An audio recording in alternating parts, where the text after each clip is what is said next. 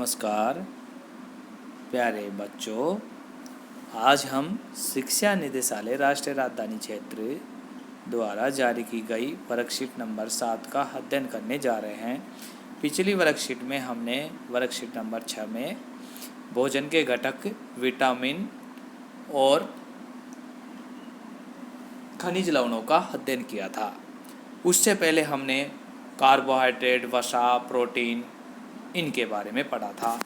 अब देखो बच्चों, यहाँ पर हम भोजन के घटक में रेशे और पानी, ये भी भोजन के अति आवश्यक घटक है।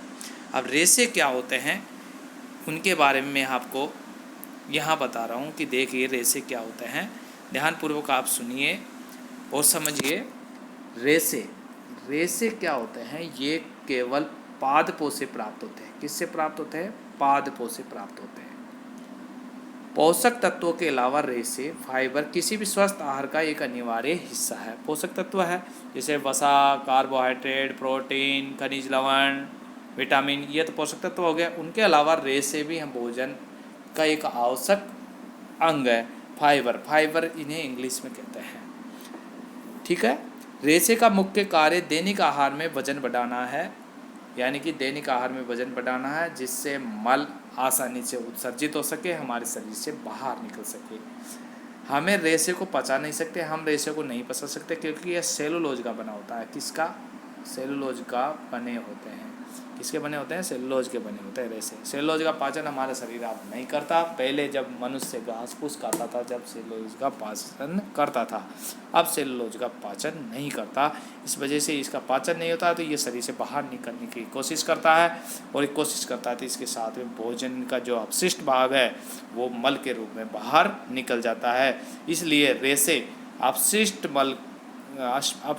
भोजन को मल के रूप में बाहर निकालने में हमारे शरीर में बहुत ही अधिक सहायता करता है। इसलिए हमारे भोजन में फाइबर युक्त भोजन की अति आवश्यकता होती है। ये पाचन प्रक्रिया और आंत्र प्रणाली के स्वस्थ कामकाज में सहायता करता है। रेशे मुख्य रूप से हमारे आहार में पादप उत्पादों द्वारा प्रदान किया जाता है। मैंने पहले बताया आपको कि पादपों से ही रेशे प्राप्त होते हैं। फल एक सामान्य स्रोत है। फल रेशे का एक बहुत अच्छा स्रोत है। उदाहरण के लिए सेब, अंगूर, पपीता, ये सब क्या है? ये रेशे युक्त फल है, यानी कि फल से में रेशा पाया जाता है। अब साबुत अन्न के दाने, जो साबुत अन्न होता है ना, ये साबुत अन्न के दाने भी रेशे के सामान्य स्रोत है। ये तो हुई रेशे की बात। तो आपके समझ में आया कि रेशे हमारे भोजन में अति आवश्यक, क्योंकि ये अपशिष्ट भोजन को हमारे शरीर से बाहर निकालने में सहायता करता है। तो बच्चों, आज से आप सलाद के रूप में या वैसे नाश्ते के रूप में आप रेशे युक्त भोजन यानी कि फल, फ्रूट का सेवन करेंगे। अब देखो पानी का हमारे शरीर के लिए कितना महत्व है बच्चों। देखो, पानी का भी हमारे शरीर के लिए बहुत ही बड़ा महत्व है।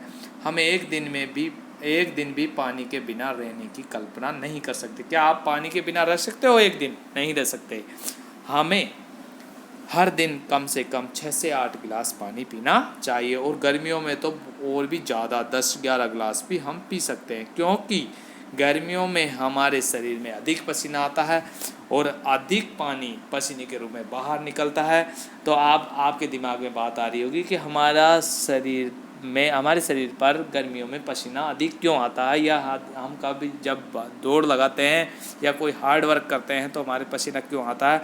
तो बच्चों, मैं बता देता हूँ आपको कि हमारे शरीर का तापमान सामान्य रखने के लिए, हमारे शरीर का जो टेम्परेचर है उसको सामान्य रखने के लिए पसीना आता है। जैसे ही हमारे शरीर का तापमान बढ़ने लगता है तो पसीने के रूप में पानी बाहर आता है और वाष्पित होता है और हमारे शरीर की परत को ठंडी कर देता है और हमारे शरीर का तापमान सामान्य रखने की कोशिश करता है और हमारे शरीर का तापमान सामान्य बना रहता है। इसलिए पानी हमारे शरीर के लिए अति आवश्यक है। ये एक काम और करता है कि ये क्या करता है, जो अपशिष्ट पदार्थों को हमारे शरीर से बाहर निकालने का काम भी करता है। अब देखो, पानी की कुछ मात्रा फलों और सब्जियों में भी प्राप्त की जा सकती है। हम पानी की कुछ मात्रा हम किससे प्राप्त कर सकते हैं, फलों और सब्जियों से भी प्राप्त कर सकते हैं बच्चों। अब देखो यहाँ पर कुछ और दे रखा है, इनके बारे में देखो पानी क्या है।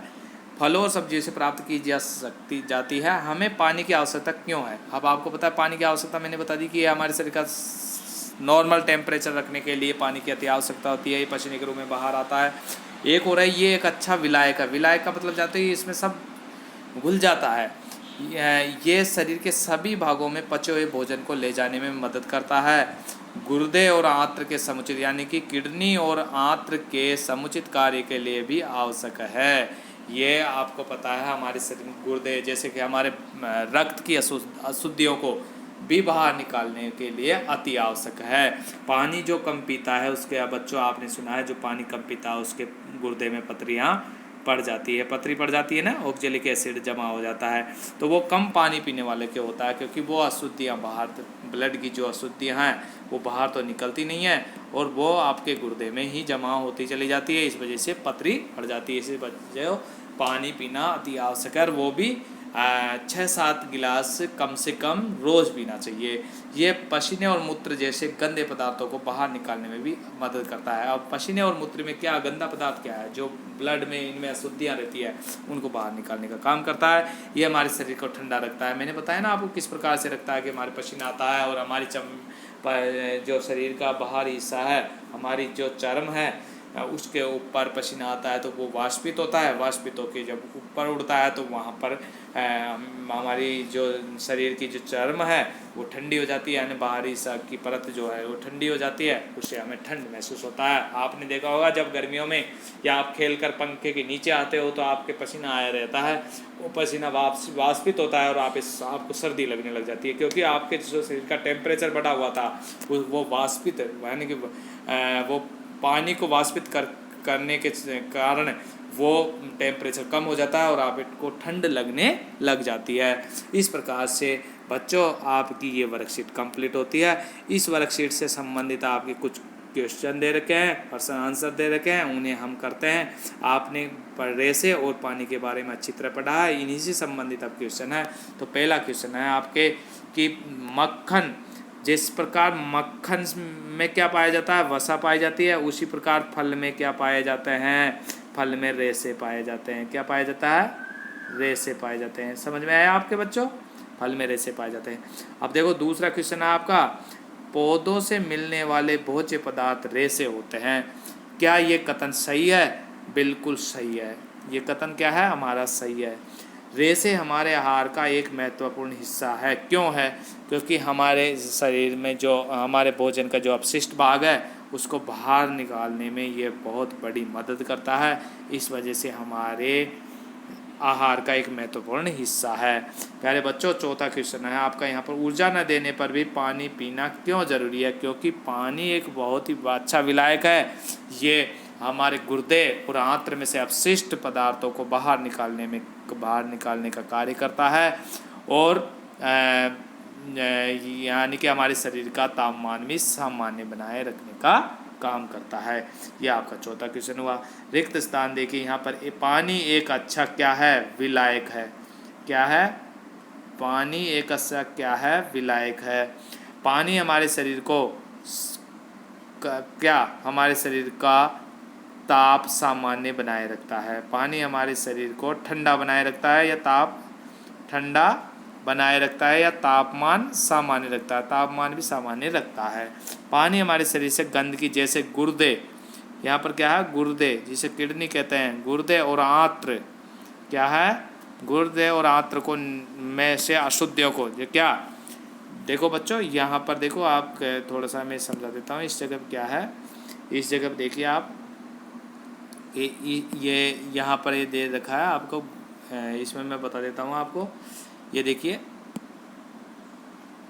यहाँ पर जो ये है इसमें आपको दे रखा है, जैसे गंदगी पूछ रहा है यहाँ पर, हमारे शरीर से गंदगी जैसे, आपको पता है क्या, हमारे शरीर में मूत्र है, मूत्र को बाहर निकालता है। और आप देखो मैं इन सभी क्वेश्चनों के बारे में आपको एक एक बता दे सकता हूँ कि ये देखो हमारे शरीर में क्या क्या निकलता है। मूत्र और पसीने को, गंदे पदार्थों को, जो मूत्र और पसीना गंदे रूप में है उनको बाहर निकालने का काम करता है। तो मूत्र और पसीने को बाहर निकालने में मदद करता है। मूत्र और पसीना, इसमें क्या है, पसीने को बाहर को निकालने में मदद करता है बच्चों।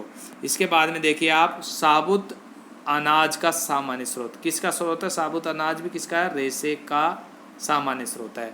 जैसे फल है उसी प्रकार से रेशे का सामान्य स्रोत है। ये हमारे शरीर को देखो, इसमें बी में ठंडा बनाए रखने का, इसमें पानी अच्छा विलायक होता है। क्या होता है? विलायक होता है। इस प्रकार से प्यारे बच्चों आपकी ये वर्कशीट कंप्लीट होती है। हम अब मिलेंगे नेक्स्ट वर्कशीट को।